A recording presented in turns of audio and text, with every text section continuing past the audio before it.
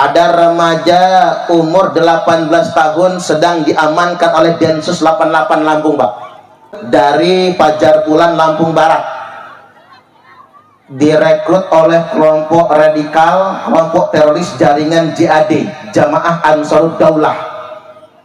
Dia rekrutnya bukan ketemu langsung, lewat grup WhatsApp.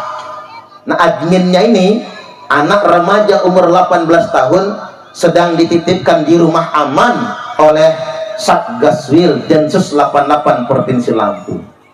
Bayangkan, cuci otak itu bahaya.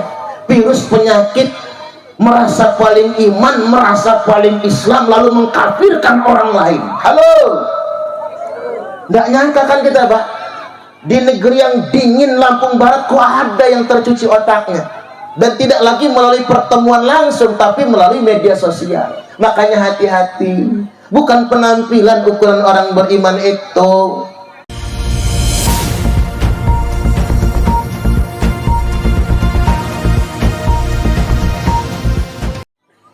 Yang terhormat Kepala Desa Bojong Bapak Ismail Fadil, orangnya ganteng manis ya, namanya malah keren, kiainya namanya Suparman, kadesnya malah namanya Ismail Fadil. Ini kebalik ini ya, kebalik. Semoga Pak Kades selalu sehat dan panjang umur. Allah berikan kemudahan beliau menjalankan amanah memimpin desa dan dijauhkan dari bala bencana, tidak akan pernah diperiksa BPK, KPK dan jaksa. Amin. Karena itu yang penting, Pak Kades. Selanjutnya yang kami hormati dan yang kami ta'zimi Mbah Yai Mas Duki, nafa'anallahu bi'ulumih. Semoga beliau diparingi sehat dan panjang umur, amin. Para yai, para asatid yang tidak dapat saya sebutkan satu persatunya karena saya belum hafal nama-namanya. Segenap panitia, yakni Bapak Zainuddin beserta jajaran, hadirin wal hadirat, bapak-bapak dan ibu-ibu, apa kabar? Sehat? Kula niki asmane Suparman, asmone Suparman namun senes tiang Jawi. Jadi bapak saya itu Komering, Pak. Komering niku ya Lampung, cuman banyaknya di Sumatera Selatan. Ibu saya Ogan, makanya saya tanya ini kok lapangan Ogan Jaya, tak kira Katah yang Ogan ya, Pak. Ternyata orang Ogannya udah pada pindah ya, tapi masih ada sih kok dua ya, masih ada sih kok dua. Jadi Bapak Ibu, bapak saya Komering, ibu saya Ogan. Lo kok bisa nama saya Suparman? Karena saya lahir bulan Safar. Maka Suparman, nek lahir bulan Suro, Suratman. Nek Paing, Paiman. Legiman. Sakjane Bapak Ibu, tiang Lampung, Komering, Ogan, Semende, Jaseng, Sunda punya karakter yang sama. Kalau lahir bulan Safar, nama anaknya Safarudin biasanya. Tapi saya begitu mau dikasih nama Safarudin, Safarudin di kampung saya ketangkep maling ayam, maka nggak jadi namanya Safarudin, maka dikasih nama Suparman. Abdul Karim niku nama bapak saya, jadi Suparman Abdul Karim. Dan saya nggak ganti nama, walaupun kita sudah ngurus pondok, nggak ganti nama. Biasanya kan orang ganti nama.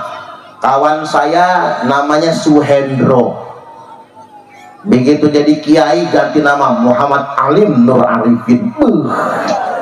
Padahal yuk Suhendro aslinya. Kalau saya nggak gantilah Suparman aja. Suparman itu nama terpopuler nomor 8 se-Indonesia. Niku populer apa pasaran ya Bu ya? Kayaknya pasaran ya. Dan Suparman ini kalau di Amerika bisa terbang. Superman ya Bu ya. Ya kalau di Amerika kan nyebutnya Superman. Kalau di sini nyebutnya Suparman. Saya tinggal Bapak Ibu di Kelurahan Waidadi Baru, Kecamatan Sukarame, Bandar Lampung. Cuman tinggal di sana sesekali kalau nyambut tamu. Karena lebih sering di pondok. Pondok pesantren kita, Pondok Pesantren Rahmatul Ummah As-Salafiyah An-Nahbiyah.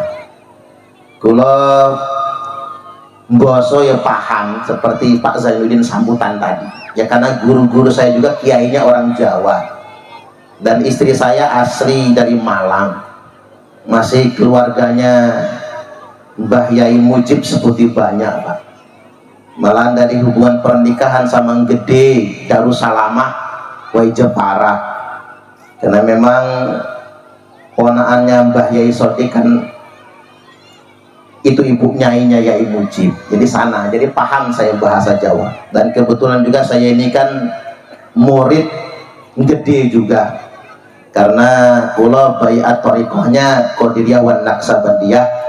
Mursyid kita adalah Al-Maghfurlah Mbah Yai Ahmad Sodik, yang kemudian diteruskan oleh putra-putra beliau Gus Bawe, Gus Dar dan yang lainnya.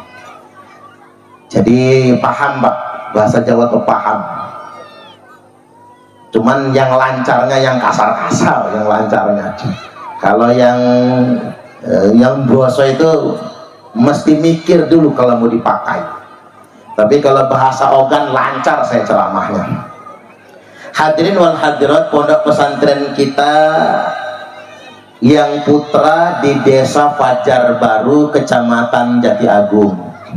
Yang putri di Desa Margo Lestari, Kecamatan Jati Agung. Jadi beda desa, putra putri dipisah berhubung suka pacaran. Nggak nyenyak kita tidur Pak kalau satu pondok, suka pacaran.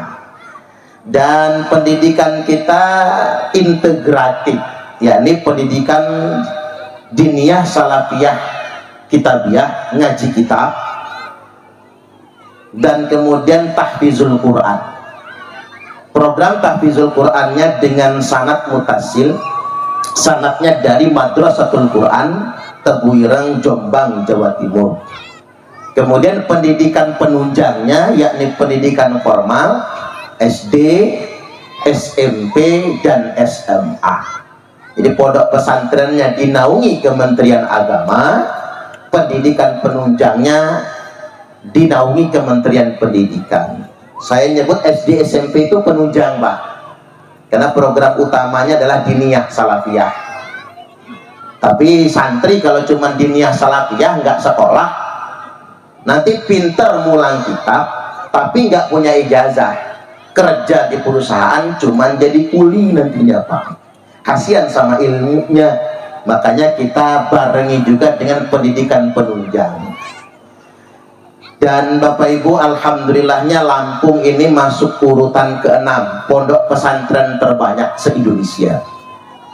Pondok pesantren terbanyak nomor 1 itu Jawa Barat, nomor 2 Jawa Timur, nomor 3 Jawa Tengah, nomor 4 Banten, nomor 5 Nanggru Aceh Darussalam, nomor 6 Lampung. Tepuk tangan buat Lampung.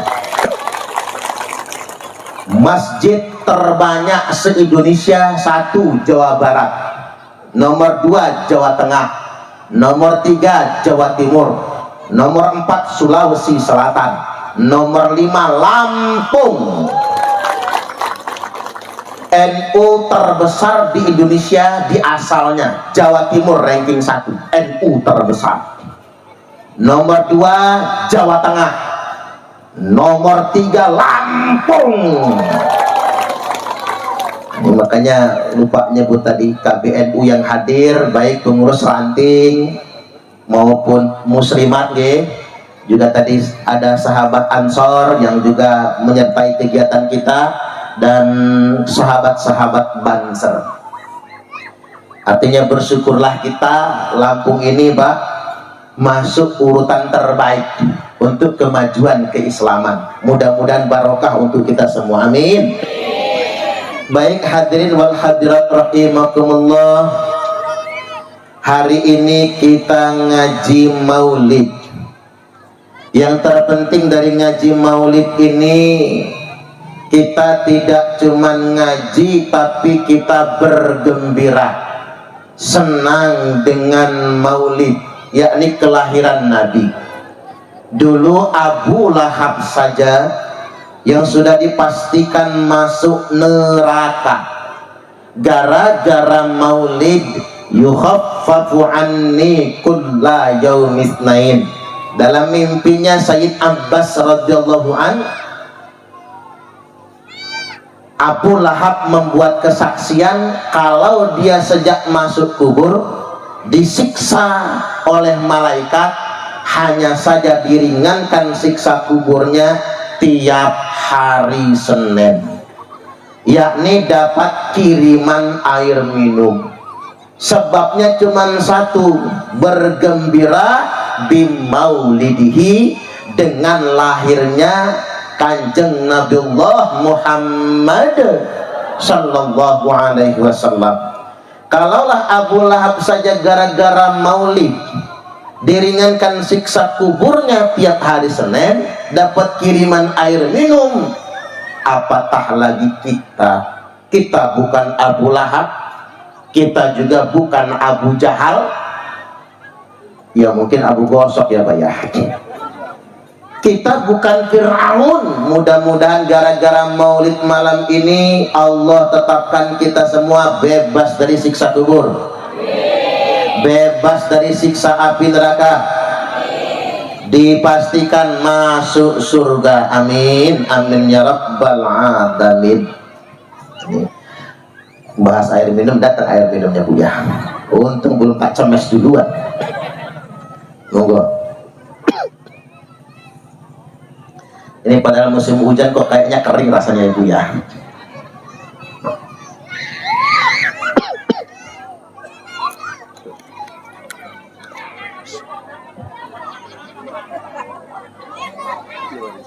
Ya, insyaallah.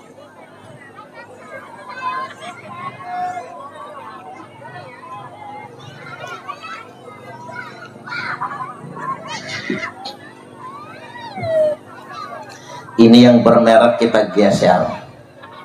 Ini tadi iklan gratis ini, kan masuk YouTube nih. Jadi yang nontonnya bukan cuman masyarakat Bojong, nanti se-Indonesia, bahkan yang di luar Indonesia juga bisa nonton ngaji maulidnya ini. Jadi kita ini maulid ingin membicarakan keteladanan kita dengan akhlak Nabiullah Muhammad sallallahu alaihi wasallam. Ad-dinu husnul khuluq. Din Islam ini adalah akhlak yang baik. Islam ini agama yang berbasis pada perilaku, bukan penampilan. Innallaha la yanzuru ila suwarikum. Sesungguhnya Allah tidak melihat penampilan kalian, karena penampilan bisa menipu, ya Pak ya. Penampilan malaikat dalamnya blis, penampilannya malaikat dalamnya demit. Dalam bahasa Arab nyebutnya talafi. Talafi itu bahasa kerennya kamuflase. Kalau kata orang Palembang, waluyo. Ada yang namanya waluyo Pak. Waluyo itu kalau kata orang Palembang, wajah lugu ati buayo. Ngapunten nggih. Yang namanya waluyo ngapunten nggih, itu waluyo Palembang. Kita boleh jadi tertipu oleh penampilan. Jubahnya jubah kenabian tapi kelakuannya kelakuan preman. Makanya ada pantun di media sosial, Dari mana datangnya cinta?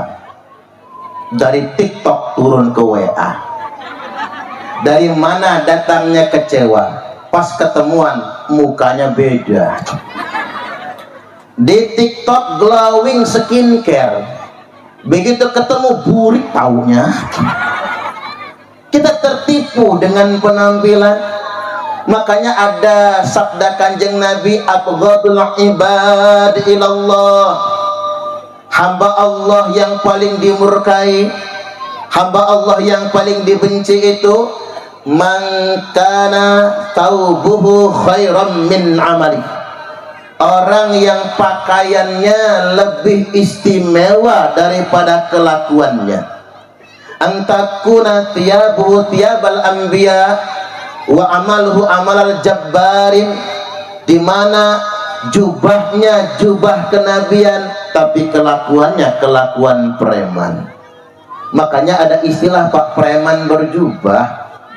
Hari ini ada orang-orang yang berjubahkan agama, dia menggunakan peci dan imamah, pakai sorban, baju putih, malah gamis panjang, tapi kelakuannya persis kayak kelakuan preman. Ini sudah disampaikan oleh Nabi, inilah hamba yang paling dibenci. Maka jangan tertipu dengan penampilan. Islam ini bukan wajahnya, bukan gayanya, tapi Islam itu dilihat pada ketulusannya dan perbuatan nyatanya. Makanya Nabi sallallahu alaihi wasallam bersabda, akmalul mu'minina imanan ahsanuhum khuluqa. Orang mukmin yang paling sempurna imannya adalah yang paling baik akhlaknya. Bu, ukuran mukmin itu Pak bukan peci, bukan janggut, bukan jidatnya nganti kapalan, bukan jubahnya. Ini ngapunten ini. Zaman Nabi itu ada orang yang secara penampilan kayaknya soleh banget penampilannya. Namanya Dzulkhuwaisirah, jidatnya nganti kapalan, saking rajinnya sujud.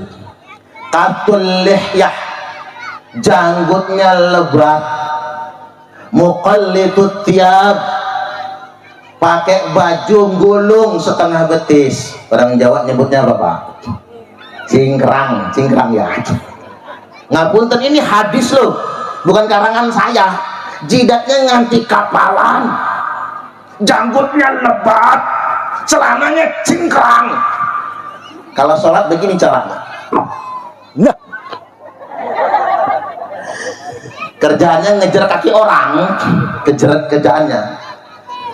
Nah, Dzulkhuwaisirah itu sedemikian rupa Bapak Ibu, tapi Nabi menyebutnya apa? Kilabun nar, anjing-anjing neraka. Mbok ya dia halus sedikit asu gitu loh Pak. Napa kiri nggih? Yang halus apa segawan ya Bu? Segawan rokok. Lah coba kebayangkan kali jenengan ada orang rajin sholat nih, jidatnya nganti kapalan, janggutnya lebat, bajunya cingkrang, tapi Nabi katakan dia anjing neraka karena dia nggak punya akhlak. Orang lain yang beda sama dia dikafir-kafirkan, halal darahnya, merasa paling bener dewek, merasa paling beriman sendiri. Makanya hati-hati, bukan penampilan ukuran orang beriman itu. Ya kalau ukurannya jidat kapalan gampang. Orang yang jidatnya hitam itu ada 5 macam. 1, karena saking rajinnya sujud, sekali tahajud sujudnya 1 jam, pantesan kapalan Pak. Yang kedua, waktu sujud diurak-urak, jajal kalau nggak percaya jenengan Pak, tiap sujud diurak, nggak usah tahajud, hitam jidatnya. Yang ketiga, kepentok tiang listrik, hitam campur benjol. Yang keempat, disedot pakai alat bekam, hitam juga. Yang kelima, kepergok sama istrinya, lagi chatting sama cewek, akhirnya oleh istrinya diketok pakai wajan, canting kena jidatnya, hitam juga. Jadi jangan tertipu dengan penampilan. Ukuran orang Islam itu pada perilaku, pada akhlak, bahkan bukan pada KTP-nya.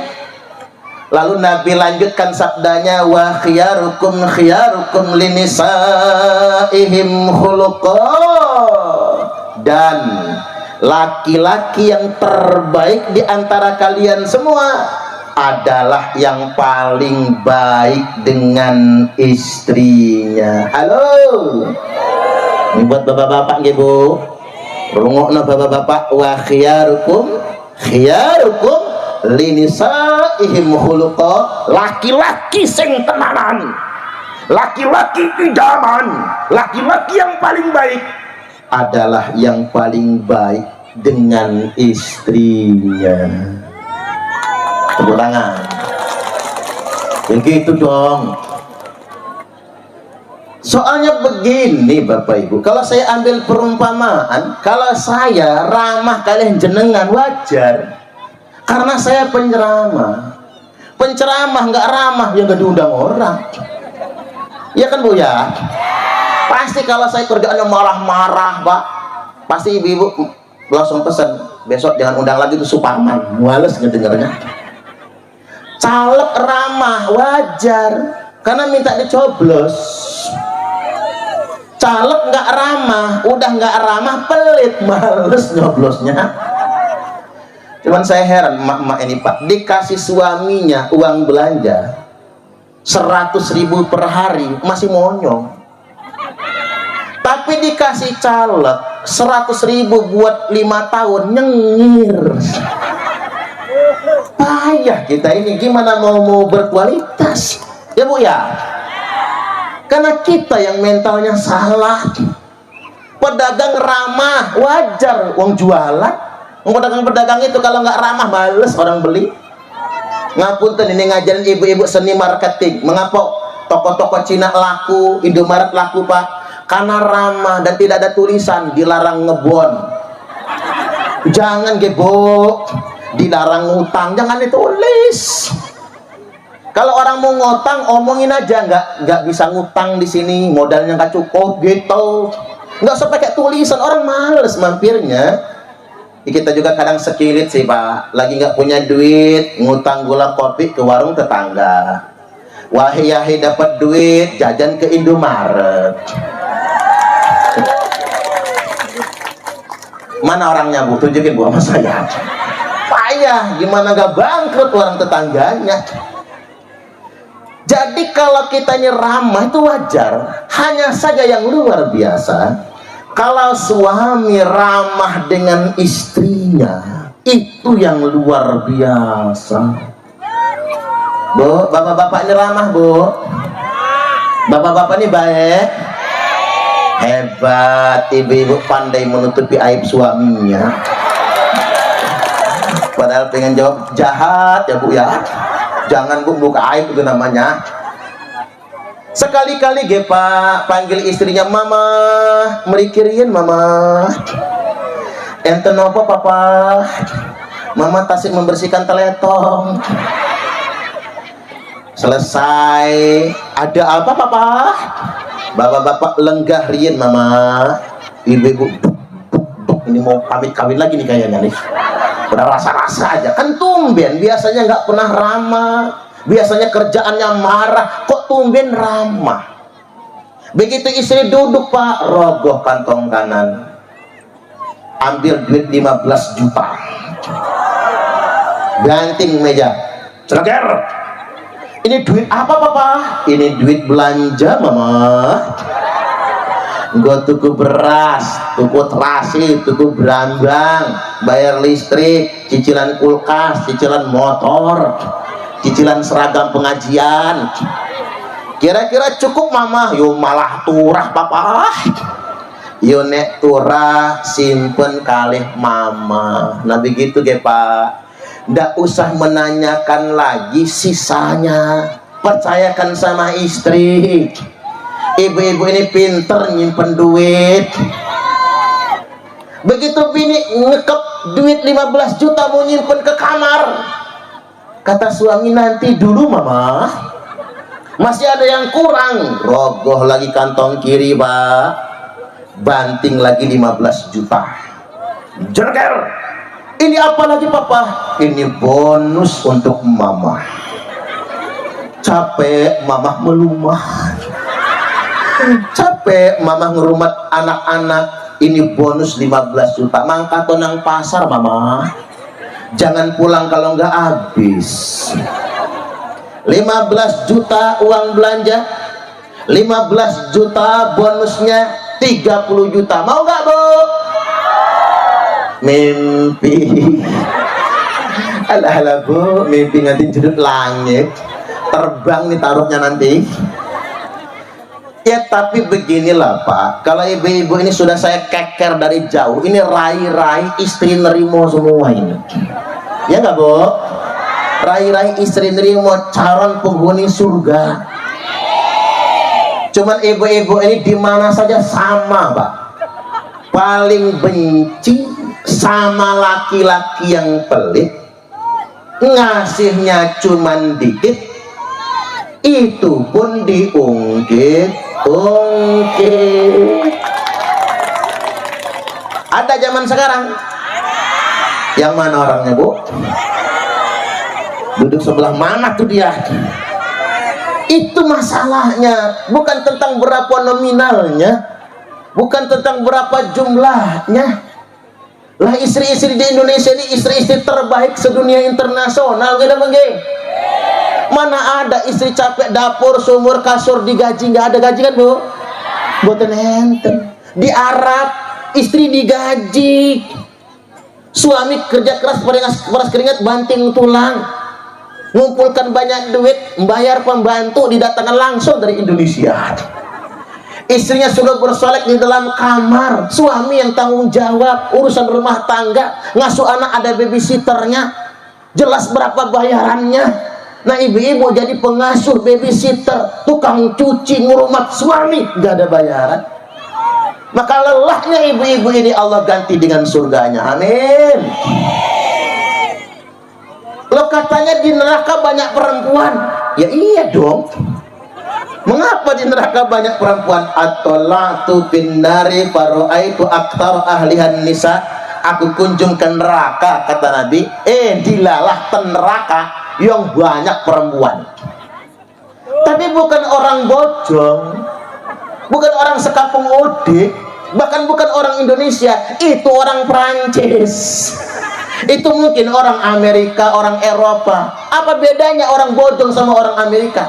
Kalau di Amerika laki selingkuh, bini selingkuh, laki cewek, bini cowok. Lah ibu-ibu udah capek, mana punya suami gatel bin ganjen, demi anak bertahan pak, sakit memang rasanya. Kalau sama suami udah sebel rasanya. Makanya ibu-ibu ini pak, kalau menjanda suaminya mati, ibu-ibu nggak kawin lagi kan? Mengapa ibu-ibu nggak kawin lagi? Bukan karena terlalu sayang sama suami. Sudah saya tanya, ada janda-janda muda bu, sampean tasik noem, tasik nem, masih cantik, masih ayu, kok nggak kawin lagi? Sayang tak sama suaminya? Bukan pak Ustadz, kapok.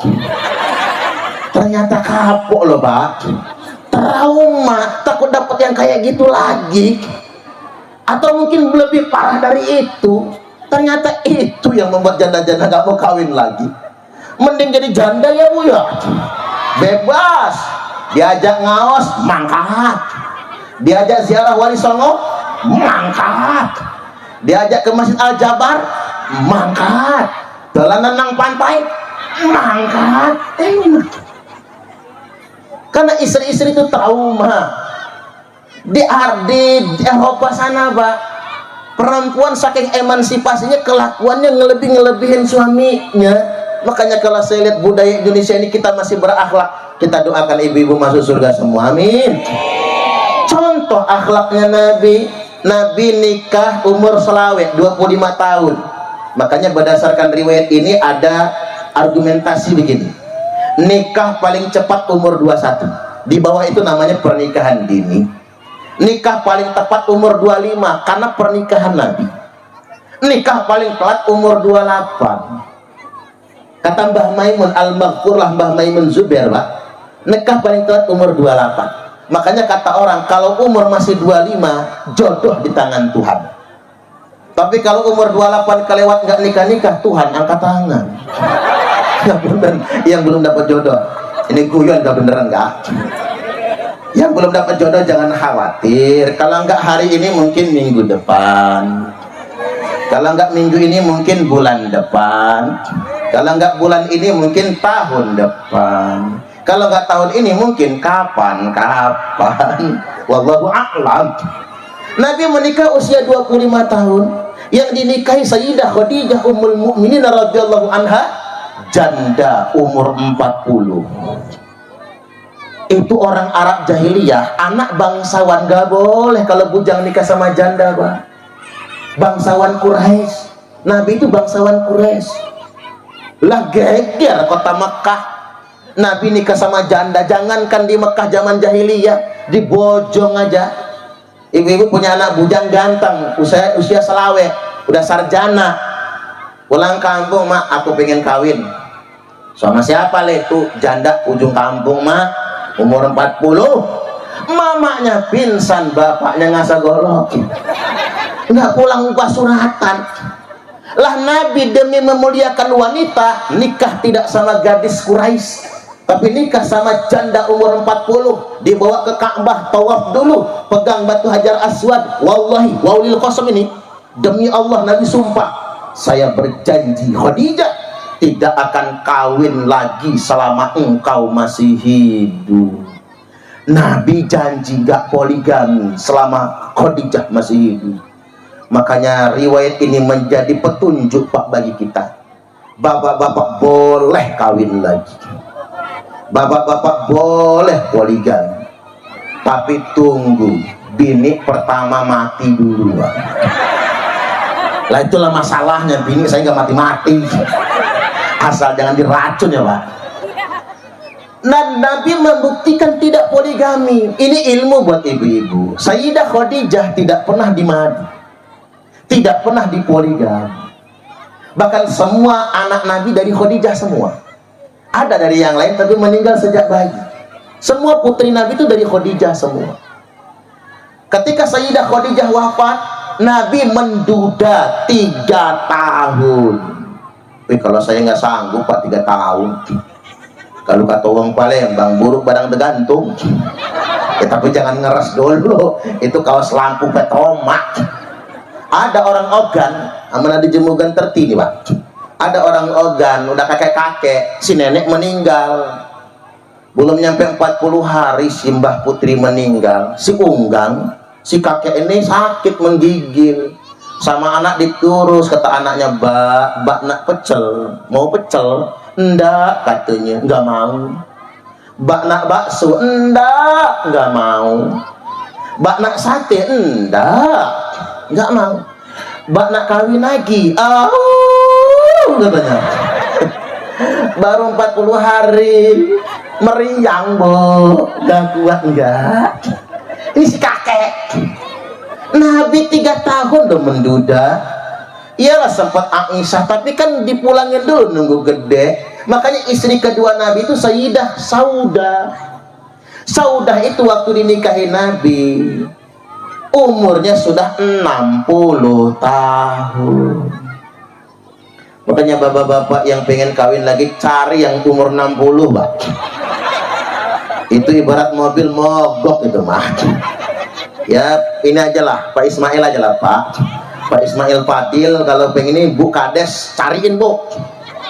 Nenek-nenek di Bojong yang umur 60 mana? Mau tak kasih ke laki saya.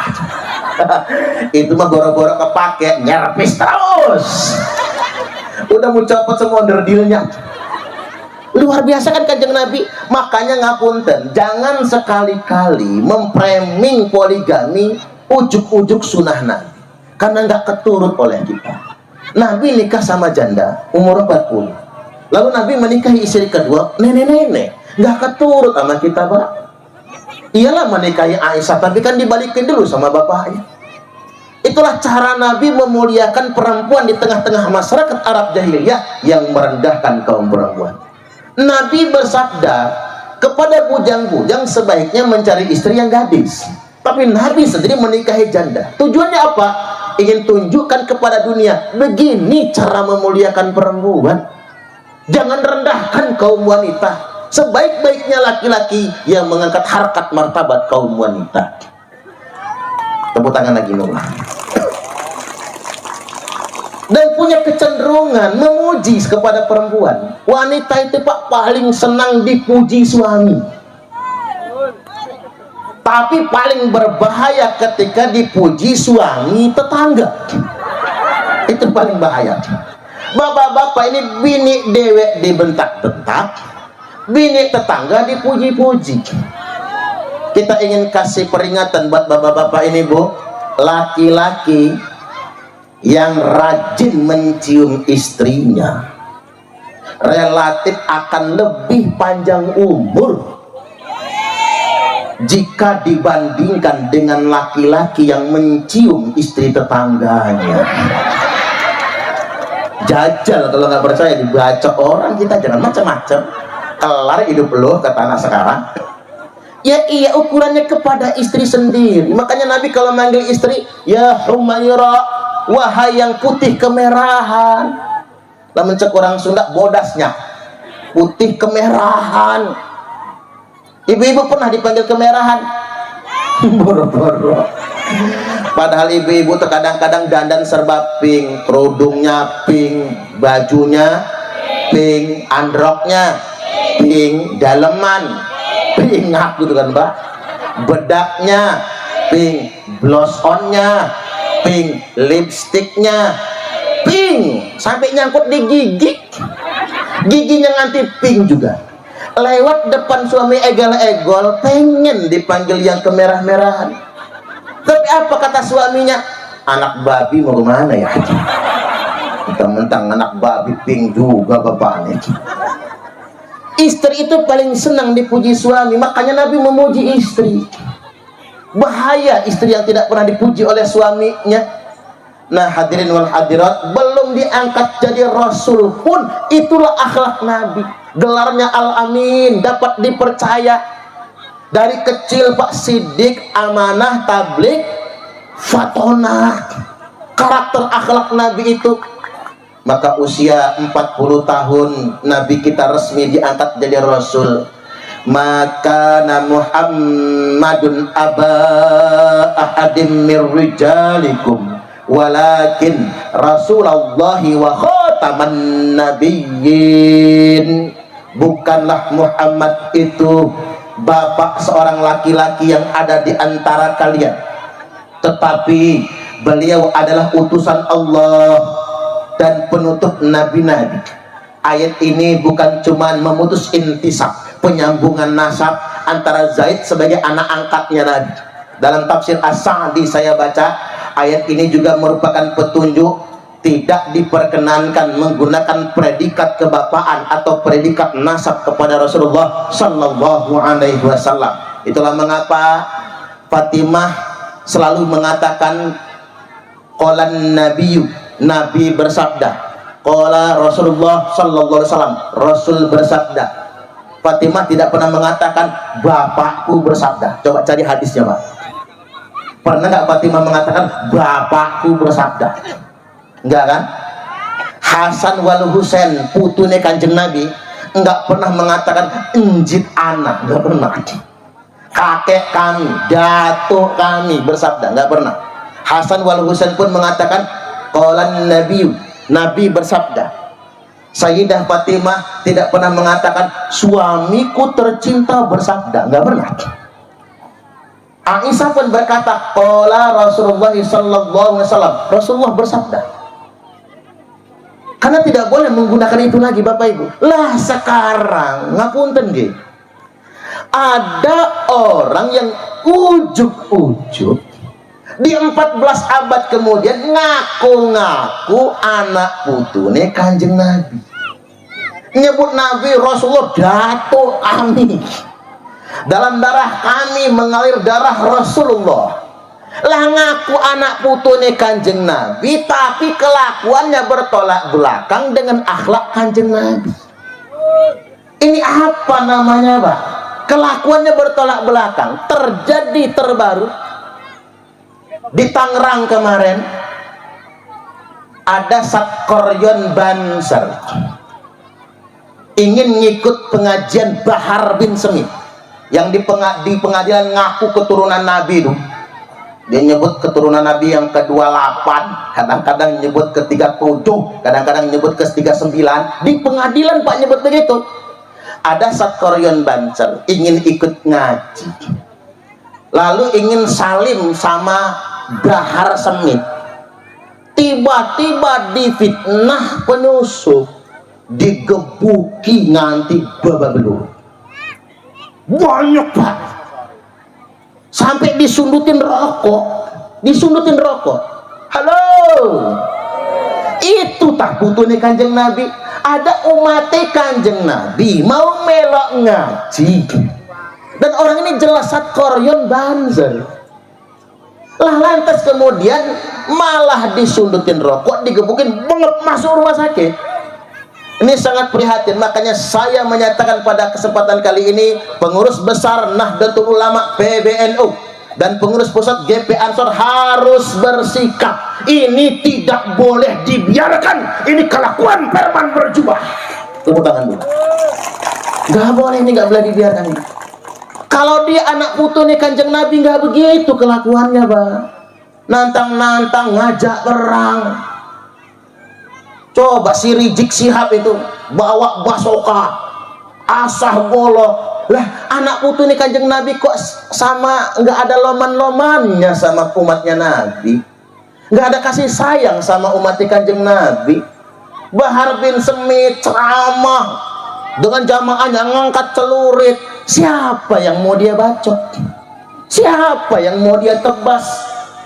Lah kalau memang terjadi perang, Bahar bin Semit nyombol, ya Pak ya. Rizik Sihab kalau benar terjadi perang nyombol. Kita pribumi inilah yang diadu domba, ya Pak ya. Akhirnya kita sebacokan antara kita, Pak. Waduh, ini nggak bisa dibiarkan ini. Maka saya pesan kepada pemerintah Republik Indonesia, ceramah-ceramah yang provokatif ngajak perang kayak gitu, apalagi sudah nenteng-nenteng senjata, nenteng-nenteng golok, badik sebagainya, itu harus dipidanakan. Minimal itu provokasi dan penghasutan, Bapak Ibu, nggak bisa dibiarkan itu. Halo, begini soalnya, Pak. Allah Subhanahu wa Ta'ala sudah mensifati dalam surah At-Taubah, disebutkan laqad ja'akum rasulun min anfusikum azizun alaihi ma anittum harisun alaikum bil mu'minina raufur rahim. Laqad ja'akum, dan sungguh benar-benar telah datang kepada kalian semua umat Kanjeng Nabi Rasul, seorang utusan min anfusikum, dari masyarakat kalian sendiri, dari kaum kalian sendiri. Jadi Rasul itu tidak mungkin orang lain, orang aneh. Min anfusikum, sifatnya ada 3. Azizun alaihi ma anittum. 1, berat betul rasanya baginya penderitaan kalian. 1, azizun, berat sekali. Alaihi, bagi Kanjeng Nabi itu, alaihi ma anittum, penderitaan umat Kanjeng Nabi. 1. Yang kedua, harisun alaikum, sangat risau sekali dengan keselamatan umatnya. Bil mu'minina raufur rahim, sayang betul sama orang-orang mukmin. Halo, itu sifat Nabi, Pak. 1, Nabi itu empati, takut betul umatnya ini susah. Makanya kalau kata Tuan Syekh Abdul Qadir Jilani qaddasallahu sirrul aziz, sesuap nasi yang kau berikan kepada orang yang lapar itu lebih baik daripada membangun 1000 masjid jami. Karena ajaran Nabi itu betul-betul empati dengan umat yang susah. Orang kaya bolak-balik umroh, dengan alasan rindu rumah Allah, padahal Allah lebih rindu dengan orang kaya yang berbagi dengan fakir miskin. Cocok atau cocok? Rungokno sing sugih-sugih, umrohnya nggak usah sering-sering. Lah ini Nabi empati sama umat. Lah ini di Indonesia Pak, yang ngaku-ngaku anak putu ini Kanjeng Nabi malah galak betul sama umat. Bukannya ngasih umat, malah ngedawir. Ngedawirnya nggak tanggung-tanggung, sama kiai-kiai lagi ngedawirnya itu. Anak putu ini Kanjeng Nabi itu haram nerima zakat loh Pak. Lah dia sudah tahu haram nerima zakat, malah dia malakin minta sumbangan kepada umat. Harisun alaikum, yang namanya anak putih Kanjeng Nabi itu harisun alaikum, betul-betul risau kalau ngelihat umat Kanjeng Nabi niki anak putih itu Pak, risau ini umat selamat nggak ya, nggak ada pikiran mau ngangkat pedang ngajak perang.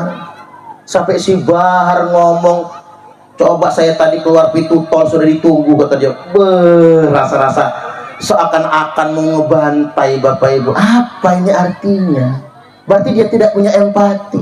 Bil mu'minina raufur rahim, sayang sama orang-orang mukmin. Makanya pewarisnya Nabi siapa? Al ulama'u warathatul anbiya, ulama pewaris para nabi.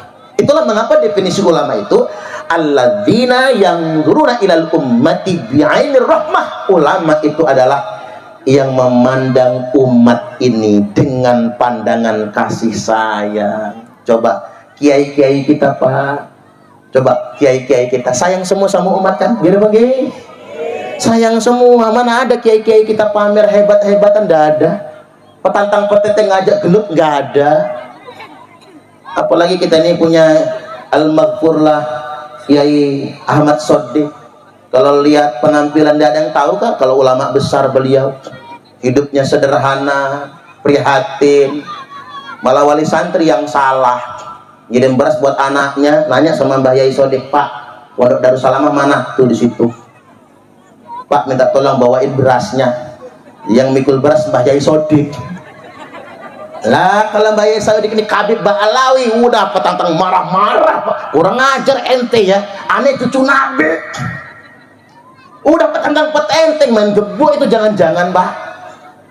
Ulama-ulama kita tertawadu, pakaiannya sederhana, nggak pernah flexing, nggak pernah pamer harta, nggak pernah pamer rumah mewah, nggak, apa adanya. Karena ngapa? Alladzina yanzuruna ilal ummati bi'ainir rahmah. Karena beliau menatap umat ini dengan pandangan kasih sayang. Ini tak contohin kisah nyata. Halo, ngantuk nggak Bu? Kan ngaji ada yang ringan, ada yang agak gimana gitu ya. Ini ceritanya begini, Hasan wal Husain radhiyallahu anhuma. Ini pasti ahlul baitnya nih Pak, karena disebutkan Hasan wal Husain sakit. Ketika Hasan wal Husain sakit, Bapak Ibu, Ali karramallahu wajhah ngucap sama Sayyidah Fatimah radhiyallahu anha. Kata Ali, Fatimah, puasa yuk. Puasa apa? Nazar, biar Hasan wal Husain sembuh. Nah, berarti nadar itu boleh Pak, nadar itu boleh, sekali-kali nadar kitanya, tapi jangan lupa bayar. Kita mah nadar ngucap, bayar lupa. Jangankan nadar, utang sama tetangga aja nggak bayar, ngutangnya nyembah-nyembah, begitu ditagih lebih galak daripada yang ngutangin. Jangan kayak gitu. Jadi begitu ngucap ikrar nadar, kalau Hasan wal Husain sembuh mau puasa 3 hari, lah sorenya mari Pak. Yang namanya ahlil bait Nabi nggak mungkin nunda bayar utang. Ini mah ada Pak, ngaku anak putu ini Kanjeng Nabi, ngomong apa dia? Ngutang sama kiai ditagih, Beb, utang ente sama aneh 10 juta. Apa kata dia? Kiai, nanti yang bayar utang aneh kakek aneh di akhirat. Mapas. Njit anak katanya. Mapas. Loh kok ada anak putu ini Kanjeng Nabi kayak gitu kelakuannya Pak? Nanti injit anak yang bayar utangnya kata dia. Ini kan betul-betul manipulasi alias penipuan. Lah langsung bayar utang. Kata Fatimah, nggak ada yang dimakan buat sahur. Udah kita niat aja sahur minum air putih. Dia Imam Ali kerjanya sama orang Yahudi, berarti kita ini kerja muamalah dengan orang beda agama ya boleh. Dapat upah, dibelikan gandum, dibuat roti untuk berbuka puasa. Lah menjelang berbuka puasa, datang orang anak yatim yang sudah beberapa hari kelaparan. Nggak tega Imam Ali, dikasih sama anak yatim tadi berbuka cuman minum air, nggak ada yang dimakan. Sesusah itu ya Pak Bu ahli bait Nabi itu, boro-boro pamer harta loh Pak. Bayangkan sesusah itu. Sayyidah Fatimah itu bajunya tambelan loh Bu. Makanya jenengan jangan sekali-kali ngomong begini, yuk kondangan mak, kata suaminya. Waduh pakai baju mana ya, nggak ada baju. Nggak ada baju, selemari penuh. Bedanya bapak-bapak sama ibu-ibu itu, ibu-ibu ini bajunya pengen ganti-ganti kalau kondangan, tapi kalau bapak-bapak cuman punya batik satu. Kalau kondangan itu aja yang dipakai, ya nggak Bu? Nah, makanya bapak-bapak masuk surga semua ini, amin. Hebat bapak-bapak. Batiknya itu toh, itu aja dipakai nggak malu, biasa aja. Nah kalau emak-emak ini Pak, mana harus matching lah dia, kerudung pink, baju pink, tasnya juga ikut pink, di matching. Nah Fatimah itu bajunya tambelan, hidupnya sederhana. Jadi singkat cerita, berbuka hari pertama nggak pakai makanan, cuman minum toh. Sahur lagi hari yang kedua, cuman minum saja. Imam Ali cari nafkah lagi, bikin roti lagi. Nah, mau berbuka datang orang miskin, kelaparan juga, kasih semua kepada orang miskin tadi. Hari ketiga juga begitu, pas mau berbuka datang tawanan musuh yang dilepaskan, mau pulang kampung nggak ada bekal, itu pun kelaparan. Oleh Imam Ali makanan berbuka dikasih semua. 3 hari puasa, sahur cuman minum air, berbuka pun cuman minum air. Miring jalannya, miring Pak, miring. Jalan miring-miring itu ke rumah Nabi. Ini pinter, kalau bahasa kita caleg ini Imam Ali. Kata Imam Ali, yuk kita ke rumah kakeknya Hasan Husain. Ya kan kalau ke sana kan pasti tawarin makan kan. Datang ke rumah morotua Pak, ya curiga Nabi kok jalannya miring-miring ini. Fatimah ada apa ini kata Nabi? Diceritakan oleh Fatimah. Oi nangis Nabi Bapak Ibu. Nabi nangis loh Pak. Apa Nabi mengatakan begini? Ya Allah tega amat sih, ini kan ahli baitku, kok dibiarkan lapar begini? Tidak. Turun firman Allah, wa yut'imuna ta'ama ala hubbihi miskinan wa yatiman wa asira. Ini luar biasa Pak. Ayat ini turun untuk Imam Ali dan Sayyidah Fatimah Pak. Ayat ini khusus untuk beliau berdua itu. Wa yut'imuna ta'ama ala hubbihi. Mereka memberikan makanan yang paling mereka cintai. Ya iyalah, kalau kita nggak mungkin kita kasih ke orang, kita puasa jadi mungkin. Mereka memberikan makanan yang paling mereka cintai. Miskinan untuk orang miskin yang kelaparan itu, wa yatiman untuk anak yatim yang telanjang, wa asira, dan untuk tawanan yang hendak pulang ke kampungnya. Itulah ahli bait Nabi. Anak putu ini Kanjeng Nabi, nggak mungkin meras umat Nabi, nggak mungkin memanipulasi umat Nabi. Kalau di dalam dirinya mengalir darah Rasulullah, nggak mungkin dia memanipulasi, nggak mungkin. Nah, dilalah Bapak Ibu. Ada sabda Kanjeng Nabi, "Tumma fitnatu sarra." Nanti akan muncul fitnah di zaman kemerdekaan. Umatku sedang membangun, umatku sedang damai-damainya. Ya sekarang ini nih, namanya fitnah sarra, dakhaluha min tahti qodama rajulin min ahli baiti, di mana fitnah itu akan keluar dari bawah 2 telapak kaki laki-laki yang ngaku-ngaku anak putuku. Yaz'umu annahum minni walaysa minni, dia ngaku-ngaku anak cucuku padahal dia bukan anak cucuku. Halo, zamannya sudah tiba di Indonesia raya tercinta. ada ribuan orang bahkan ratusan ribu orang hanya mengandalkan hidung mancung, tiba-tiba ngaku-ngaku anak cucu Nabi. Nabi sudah katakan yaz'umu annahu minni wa laysa minni, mereka ngaku-ngaku anak cucuku, mereka bukan anak cucuku. Halo, jangan lagi percaya. Dan berdasarkan kajian Kiai Haji Imaduddin Utsman Al-Bantani, menurut studi kitab masak, mereka tidak punya catatan sampai 6 abad lamanya. Yang kedua, berdasarkan kitab tarikh, tidak terkonfirmasi dalam kitab sejarah manapun. Dan berdasarkan tes DNA saintik, DNA mereka G bukan J1. G itu Pak orang Arab aja bukan. Mereka ini aslinya etnis Kaukasia, bangsanya Yuda.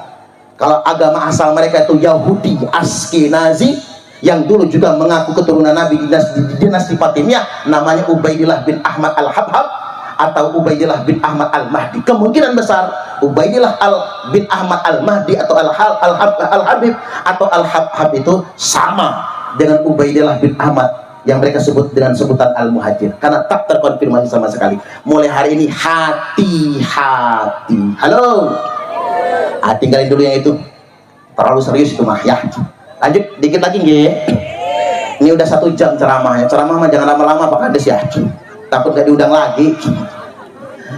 Nah Bapak Ibu, falamma jaa yaumul isnin min syahri rabi'il awal, tibalah hari Senin di bulan Rabiul Awal. Nabi niku wafatnya, lahirnya Senin, dinten Senin, wafatnya dinten Senin. Makanya nurun ke umat Kanjeng Nabi Pak. Umat Kanjeng Nabi juga akan diwafatkan di hari kelahiran. Bu, jenengan ada yang lahir hari Selasa? Ya ini Selasa soalnya. Jangan-jangan besok matinya. Siap-siap. Nah, kita ini kan dapat ilmu dari Imam Al-Ghazali rahimahullahu ta'ala Bapak Ibu. Kata Imam Al-Ghazali, kalau kata saya nggak boleh dipercaya, ini Imam Al-Ghazali, 100 hari menjelang ajal, tanda-tandanya adalah terjadi gemetar, menggigil, campur kesemutan, dari ubun-ubun sampai ujung kaki, semua badan berarti kan Pak, bukan kaki toh. Kalau kaki belum Bu, masih jauh dari nyawa itu mah. Seluruh badan. Tapi kejadiannya bar asar hingga menjelang maghrib. Jadi kalau pas asar tadi jenengan ada yang begitu, itu 100 hari mati. Ya buat persiapan. Makanya poro yai matinya husnul khotimah semua Pak, ada persiapan. 40 hari menjelang ajal terjadi kedutan ten udel, dut. Ngapa? Karena di pohon ajal kan ada daun yang bertuliskan nama kita. Ketika daun itu jatuh, langsung kedutan. Umpama ini daun yang bertuliskan Ismail Fadil misalnya. Tapi jangan diaminkan, jangan. Ini contoh tok ya. Begitu itu putus, langsung dut Pak. Nah itu kejadiannya pun ba'da asar. Kalau itu sudah kita alami ba'da asar, kedutan di udel, ingat 40 hari kemudian 7 hari makan meningkat nafsunya kalau orang sakit. Tapi kalau bukan orang sakit, kosong pandangan matanya. Pandangan matanya mendongak ke atas, melihat arah datangnya malaikat Israil. Makanya ibu-ibu bisa diciriin yang matanya ke atas itu. 7 hari lagi nih. 3 hari menjelang ajal, tiba-tiba nafsu makan turun, lidah terasa hambar. Nah kalau makan sudah hambar 3 hari, sehari sebelum ajal tinggal sisa di ubun-ubun, dut. Nah itu sehari lagi tuh. Karena kita ini kan tinggal di dunia nggak lama, betul. Ya saja nih Bapak Ibu, kalau urusan takut mati saya juga takut loh Pak, takut bener loh. Mengapa ya? Padahal kiai kok takut mati juga, bener. Apalagi tiang setrika tasnya 6 Pak. Saya kan sama istri itu jaraknya 16 tahun. Nanti kalau saya mati bini saya kawin lagi dong. Guyonnya begitu ya. Nggak ada yang ngelawan mati itu, nggak ada Pak. Sama kita semua. Cuman kita semua pasti akan mati. Maka siap-siap, kalau sudah dapat tanda-tanda itu kita siap-siap. Agar setidak-tidaknya kita bisa memilih mati dalam keadaan husnul khotimah. nggak bisa pas betul karena mungkin sakit terbaring di rumah sakit Pak. Minimal kita bisa sesuai dengan doa selamat, wa taubatan qoblal maut, sudah tobat sebelum mati, karena taubat diterima selama nyawa belum mendesak-desak di tenggorokan. Singkat cerita, Israel datang, assalamualaikum ayyuhan nabi, alaika salam ya Israel. Ada apa kata Nabi? Sampai datang ke sini ingin bertamu atau ingin mencabut nyawa saya? Kata Israel, Muhammad, saya datang ke sini ingin bertamu sekaligus ingin mencabut nyawamu. Kalau boleh Muhammad, kalau enggak boleh aku akan pulang lagi. Subhanallah. Kalau saya ditanya kayak gitu tak jawab, pulang sono kamu, nggak usah kesini lagi. Ya kalau kita mah nggak ditanya Pak, langsung disikat. Kata Nabi, aina Jibril, mana Jibril? Ngobrol-ngobrol kali malaikat Jibril. Singkat cerita, kata Nabi, Israel sekarang cabut nyawa saya. Cabut nyawa Nabi pelan-pelan. Yang pertama kali mati telapak kaki. Makanya alamat mati, kalau telapak kaki sudah melengkung, paling lama umurnya 3 hari.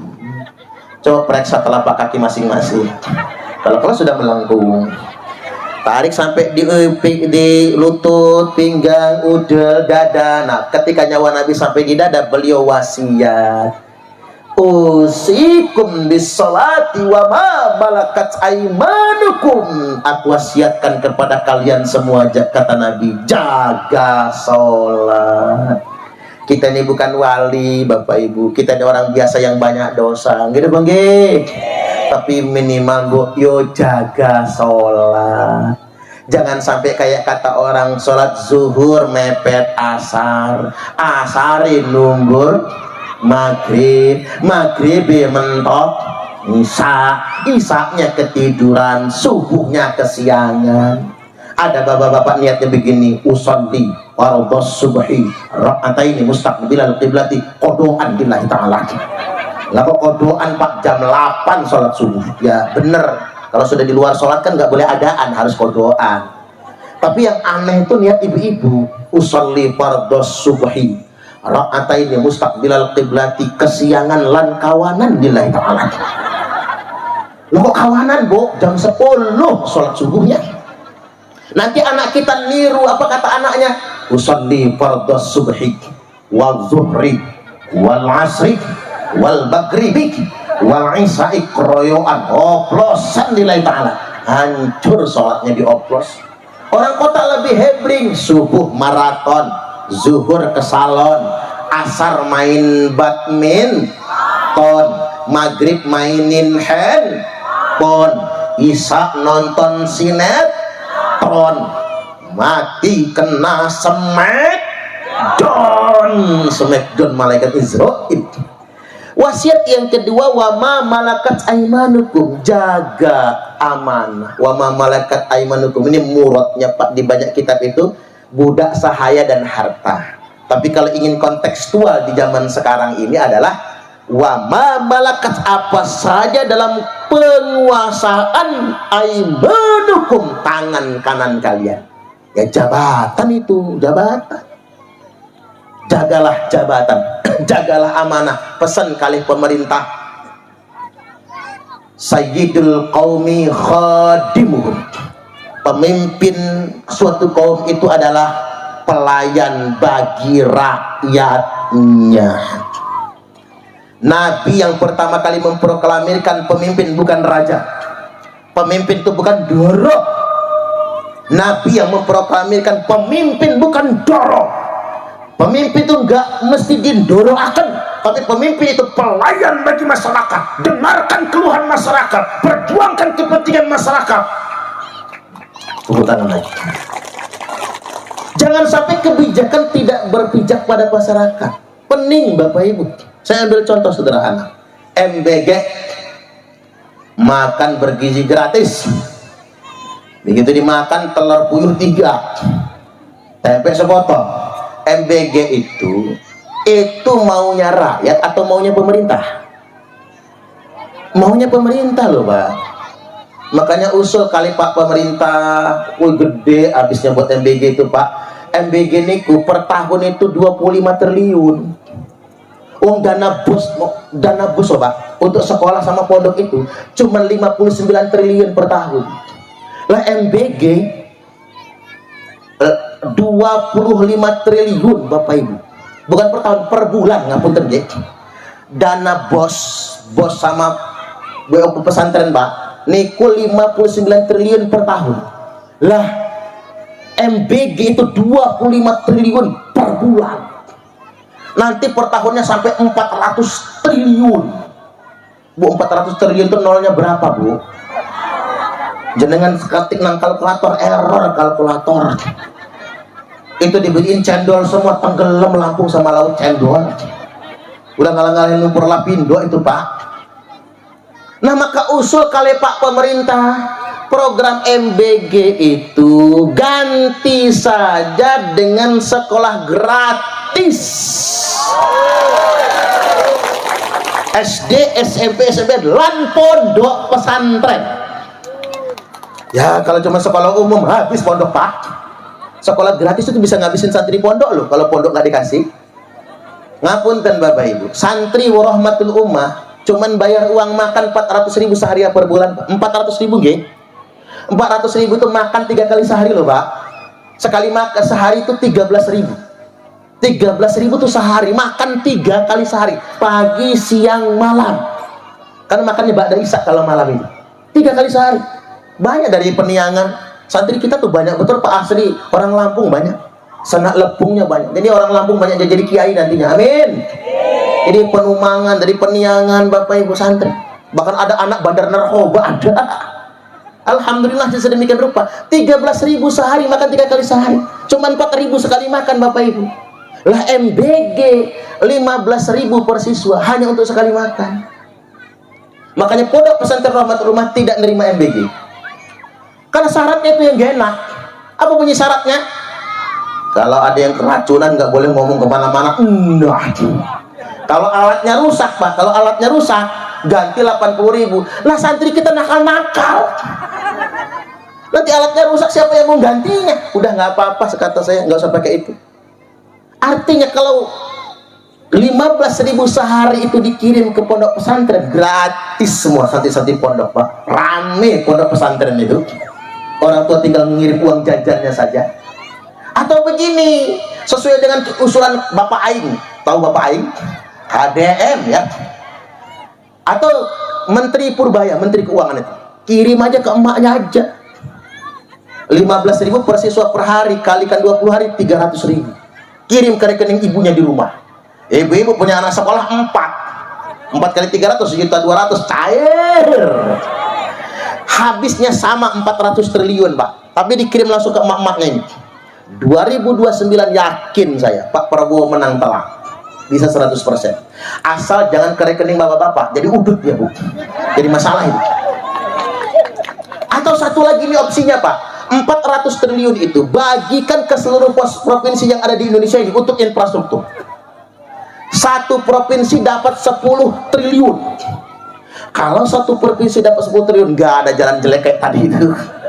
Nggak ada itu. Nggak ada. Seneng Pak Ades, bisa bangun kita. Lah Lampung niku viral loh Bapak Ibu, gara-gara jalan jelek Pak. Gara-gara viral Pak Arinal Junaidi, gubernur yang lama, dibully sejagat medsos. Tapi gara-gara dibully sejagat medsos, Presiden Jokowi waktu itu datang ke Lampung ngasih bantuan 800 miliar. Hanya dapat bantuan infrastruktur 800 miliar, nyengir Pak Gubernur. Saking senengnya. Lah ini bukan lagi 800 miliar Pak, 10 triliun. 10.000 miliar. Kalau berani pemerintah lakukan itu, yakin sejahtera Republik Indonesia ini tidak akan jadi bancakan buat korupsi. Yang penting amanah. Dikit lagi, tarik lagi nyawa Nabi sampai lagi kerongkongan. Nabi bersabda, ittaqun nisa, ittaqun nisa, ittaqun nisa. Hati-hati kalian buang wedok. Hati-hati dengan kaum perempuan. Karena perempuan paling banyak masuk. Karena perempuan paling mudah masuk surga. Tapi sebaliknya paling mudah juga masuk neraka. Tadi bapak-bapak yang kita serang. Sekarang emak-emak dulu Pak. Ibu-ibu ini paling gampang masuk surga. Tinggal taat suami. Tapi paling gampang juga masuk neraka Bu. tinggal ngelawan sama suami. Kalau ibu-ibu pengen betul masuk neraka, ngelawanlah sama suami. Suami lagi tidur, bu, sepak palanya, gratis masuk nerakanya. Wanita tuh masuk neraka gara-gara nggak syukur. Ada uang abang disayang, nggak ada uang abang ditendang. Kalau dompet laki lagi gemuk, mau dia dipeluk-peluk. Tapi kalau dompet lakinya lagi nipis, lakinya megang, bilangnya najis. Dijai bajai, najong tralala. Papah kerja, mamah belanja. Papah nganggur, mamah kabur. Kabur ke Malaysia, pak, udah banyak duit, kawin lagi ibu-ibu, ditinggal lakinya. Hati-hati, syukur. Cinta tak mengenal warna kulit, tapi cinta mengenal warna duit. Kadang-kadang kita harus bersyukur ibu-ibu. Kalau cuma cari pahala mah gampang, cukup nyucup tangan suami ya bu, emak. Pahalanya sama seperti 70 kali cium hajar aswad. Apalagi suaminya hitam bu, persis hajar aswad. Makanya yang gadis-gadis cari suami yang hitam aja sekalian. Ibu-ibu nyuci baju suami dari satu helai baju, ibu-ibu akan mendapatkan 1000 pahala, dicabut 2000 dosa. Makanya kalau ibu-ibu habis bikin dosa, nyuci baju aja bu. Bajunya masih bersih semua, yang bersih cuci lagi. Atau tanya suaminya, pak, apa? Kolornya mana pak? Ya tanggo lama, lepas pak. Kirain mengajak apaan, cuci kolor taunya. Tarik lagi nyawa Nabi, sampailah di batas yang paling akhir. Nabi kemudian mengatakan lagi, as-sholat, as-sholat, as-sholat, sholat dan sholat lagi. Ummati,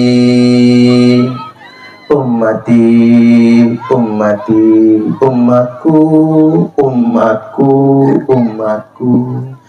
Wafatlah Nabi di waktu duha Senin tanggal 12 Rabiul Awal tahun ke-11 Hijriyah. Dimandikan, dikafani, disolatkan bergiliran. Malaikat di langit pun turun semua. Maka baru selesai disolatkan pada malam Rabu dan dimakamkan di kamar Sayyidah Aisyah. Saking cintanya dengan umatnya, dia sebut selalu umatnya. Nabi gak punya dendam sama umat pak. Jadi jangan sekali-kali ada yang ngancam ya pak, awas ya kalau ente nggak ngerumat aneh, kakek aneh nanti mau hukum ente di akhirat. Jangan, ente nggak dapat syafaat nanti. Jangan ngancam sama umat kanjeng Nabi. Nabi sayangnya pol-polan kali umat kanjeng Nabi. Maka semua umat kanjeng Nabi nanti akan dapat syafaat. Allahumma amin, amin ya rabbal alamin. Dan dimakamkan di kamar Sayyidah Aisyah, di kamar istri sendiri. Makanya sumbang saran kali ibu-ibu, nanti kalau suami meninggal, kuburin aja di kamar ibu-ibu ya bu. Enak aja. Sorry kata ibu-ibu, udah hidupnya disusahin, mati ditongkrongin. Sampai kiamat nggak laku, dijual rumahnya itu. Baik bapak ibu, kita sekarang sholawatan dulu. Tadi kan sampun sholawat di awal nggih. Kita panitia siap galang dana. Ingat bapak ibu, siapkan infak terbaik. Saya khawatir ini taruhnya belum lunas ini ya. Jadi jangan sampai kita bubar maulid kok masih ngutang taruhnya pak, malu-maluin ngajinya. Maka siapkan infak terbaik. Ya kalau ibu-ibu lupa bawa duit ya bu, saran saya sih nggak usah pinjam teman, takut lupa mulangin. Cuman cukup anting-anting aja di separuh dilepas sebelah ya bu, atau cincinnya yang dilepas. Kita nyumbang niati sedekah maulid nggih. Jadi Abu Lahab niku gara-gara sedekah maulid berupa memerdekakan budak Suwaibah, itulah yang menyebabkan beliau, yang menyebabkan dia, jangan pakai beliau lah sama Abu Lahab ya, itulah yang menyebabkan si Abu Lahab diringankan siksa kubur tiap hari Senin.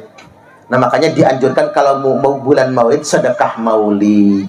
Itulah mengapa kalau orang Gaseng pak, banyak kembang telur itu sedekah maulid, kayak sedekah bumi loh pak, kayak sedekah laut itu. Jadi nanti kedepannya di Bojong nih, kalau bisa kalau maulid itu kita kayak sedekah bumi itu. Jadi ada kunjungan, besekan, ngoten nggih. Ya kayak sedekah bumi itu loh Pak. Karena memang Abu Lahab itu sedekahnya gede banget. Nah, Abu Lahab aja begitu, masa kita umat kanjeng Nabi tidak sedekah maulid. Maka niatkan nanti yang disisihkan tuh sedekah maulid. Setidak-tidaknya untuk membiayai kegiatan kita ini. Baik, kita istighfaran aja. Astaghfirullah